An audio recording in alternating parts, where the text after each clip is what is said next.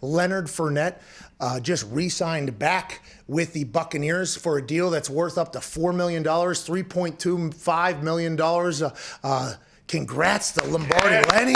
Lenny. Had no idea what was going to happen with Leonard Fournette. I thought he was going to get paid somewhere. Then, obviously, the salary cap does what it did.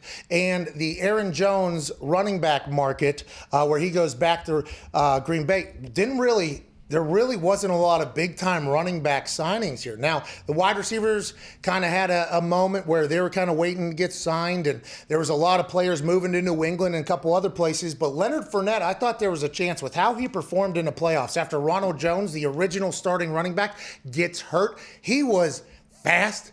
He was dominant. He was decisive. He was breaking ankles, making cuts that I don't think he was doing whenever he was in Jacksonville for whatever reason. Maybe it was because he hated being in Jacksonville. Maybe it was because the team wasn't great. But whenever he got to Tampa, we didn't know what I was going to expect. In the playoffs, what we got is what we thought we were going to get from Leonard Fournette coming out of LSU. He showcased a completely different gear in the Super Bowl, popping off for like a 30-yard touchdown. I thought teams were going to really want to get Leonard Fournette, but once again, we run into the old adage that running backs have no value at this point. Yep. It makes no sense to me. He changed that team whenever they started running the ball more. Tom Brady actually wanted to start running the ball more in the middle of the season after the bye week, so the running back is very important. They could have got James White. They chose not to do that, and now the Buccaneers have somehow finagled a way to have all 22 starters from the Super Bowl back. Jeez. Now, I guess that means Antonio Brown was not considered a starter.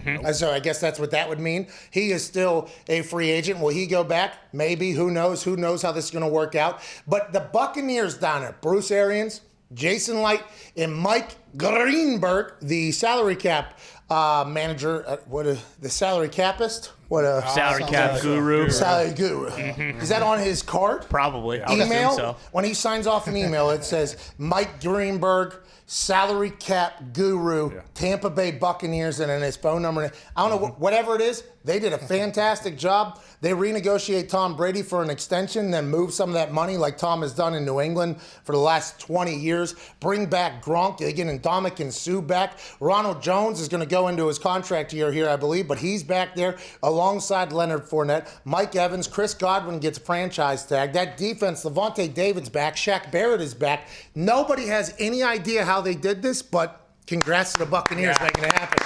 This is so difficult to do. This is so difficult to do. Because when you win, you assume that you're not going to be able to keep everybody strictly because whenever you're on the national stage, when you perform at the highest level in the biggest game and do well, you would think other teams are like, hey, we need that in our locker room.